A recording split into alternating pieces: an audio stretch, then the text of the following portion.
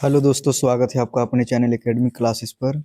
5 फरवरी को जो झारखंड कैबिनेट की जो मीटिंग हुई थी, उसमें क्या क्या प्रस्ताव मंजूर हुए और जेपीएससी का क्या हुआ उसके बारे में जानेंगे।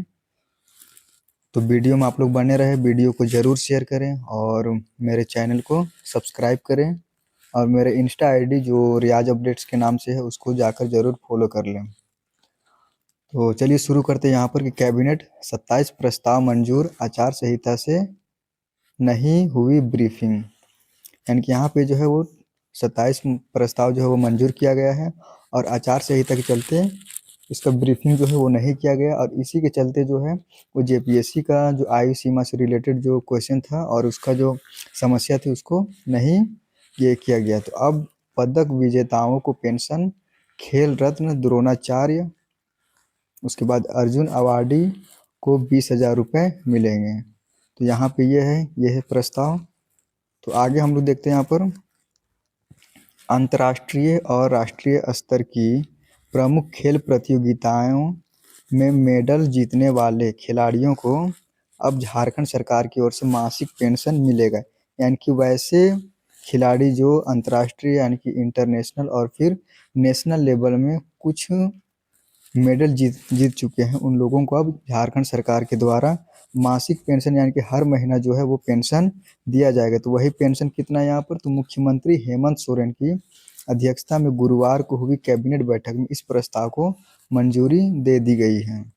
उसके बाद आगे इसमें है कि द्रोणाचार्य पुरस्कार प्राप्त कोच, अर्जुन पुरस्कार प्राप्त विजेता खिलाड़ी, राजीव गांधी खेल रत्न अवार्ड पाने वाले और ओलंपिक पदक विजेता खिलाड़ियों को राज्य सरकार 20,000 रुपये प्रतिमाह यहाँ पर देने का जो है वो घोषणा किया है। यानी कि वैसे लोग जो द्रोणाचार्य पुरस्कार प्राप्त कर चुके हैं या फिर अर्जुन पुरस्कार प्राप्त वैसे खिलाड़ी जो अर्जुन पुरस्कार प्राप्त कर चुके हैं, राजीव गांधी खेल रत्न अवार्ड पाने वाले और फिर ओलंपिक पदक में विजेता खिलाड़ियों को राज्य सरकार यानी कि झारखंड सरकार के द्वारा 20,000 रुपये प्रतिमाह देने का यहाँ पर घोषणा किया गया है।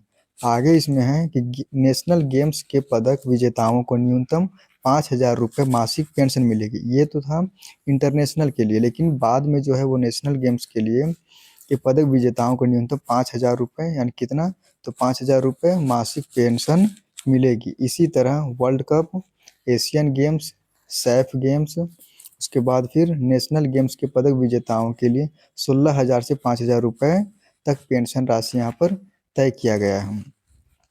इसमें आगे दिया हो कि 10 श्रेणियों में बांटे गए पैसे हैं। सरकार ने पेंशन की ओर से खिलाड़ियों की 10 श्रेणियां बनाई हैं। शीर्ष श्रेणी में आने वाले द्रोणाचार्य और अर्जुन पुरस्कार प्राप्त खिलाड़ी व कोच, यानी कि पहला जो श्रेणी होगा उसमें द्रोणाचार्य पुरस्कार प्राप्त करने वाले और फिर अर्जुन पुरस्कार प्राप्त करने वाले और वैसे खिलाड़ी और फिर कोच होंगे।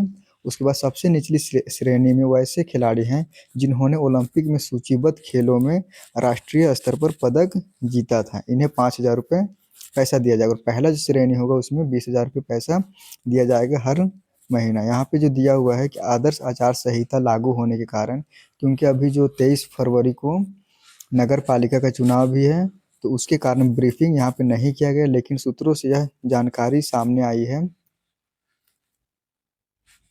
कि बुधवार को हुई कैबिनेट बैठक में कुल 27 प्रस्ताव को मंजूरी दे दी है। 48 नगर निकाय क्षेत्रों में चल रहे चुनाव और आदर्श आचार संहिता के कारण फैसलों की औपचारिक जानकारी जो है वो साझा नहीं किया गया है। उसके बाद यहाँ पर दिया हुआ है कि जल संसाधन के लगभग 2727 पद कार्मिक को सौंपे। जल संसाधन विभाग के तृतीय और चतुर्थ वर्गीय कर्मियों के 2727 पद कार्मिक विभाग को सौंप दिए गए हैं। पेयजल, स्वच्छता, जल संसाधन और अन्य विभागों को अकाउंटिंग व वर्क्स मैनेजमेंट में सहायता देने वाली जो सीडेक कंपनी है की सेवा की अवधि जो है वो बढ़ा दी गई है।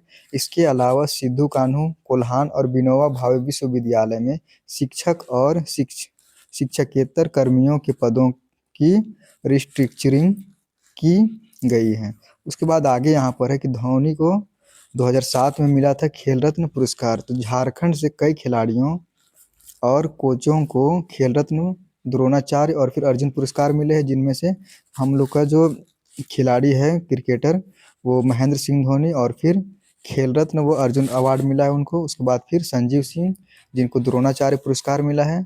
पूर्णिमा महतो के लिए है, ये द्रोणाचार्य पुरस्कार के लिए है। सिलवानुस डुंगडुंग ये ओलंपिक पदक है। उसके बाद फिर सलीमा टेट्टे को जो है अर्जुन पुरस्कार और फिर ओलंपिक पदक दोनों मिला है। और दीपक मंडल को अर्जुन पुरस्कार है और दीपिका कुमारी को अर्जुन पुरस्कार यहाँ पर मिल चुका है पहले ही। अब यहाँ पर बात करते हैं जेपीएससी का, तो जेपीएससी अभ्यर्थियों को करना होगा इंतजार।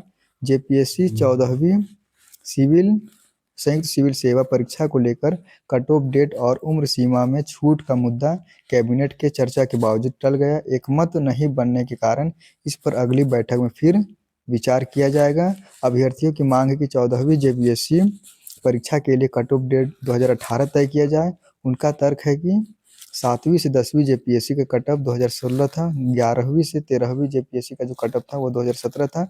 सूत्रों के अनुसार कार्मिक विभाग ने अगस्त 2023 को कट ऑफ डेट मानते हुए उम्र सीमा में छूट का प्रस्ताव रखा था। यदि इस पर फैसला होता तो कई अभ्यर्थियों को राहत मिलती। फिलहाल उम्मीदवारों को इस फैसले के लिए और इंतजार करना होगा। तो ये है अपडेट जो कल का जो मीटिंग हुआ था ये कैबिनेट मीटिंग, उसका अपडेट था। तो आप लोग वीडियो को जरूर शेयर करें, वीडियो को लाइक करें, चैनल को सब्सक्राइब करना ना भूलें। Thank you.